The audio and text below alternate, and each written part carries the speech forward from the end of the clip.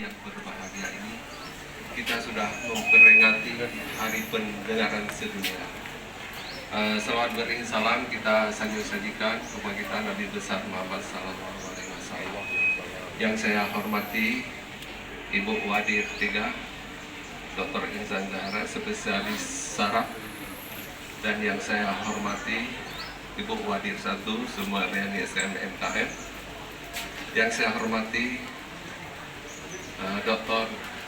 Indra, spesialis THT, subkonsultan. Kita di Rumah Sakit Cuk Mutia insya Allah lengkap semuanya. Yang saya hormati Dr. Rizal, THT, spesialis bedah. Dan yang saya hormati Dr. Muda yang telah hadir pada hari ini juga, dan seluruh staf manajemen yang telah hadir pada hari ini. Terima kasih kepada ibu bapak semuanya yang merupakan pilihan utama untuk Rumah Sakit Umum Cuk Mutia. Ini alhamdulillah Hari Kesehatan Pendengaran ini kita lakukan setiap tahun di Rumah Sakit Umum Cuk Mutia.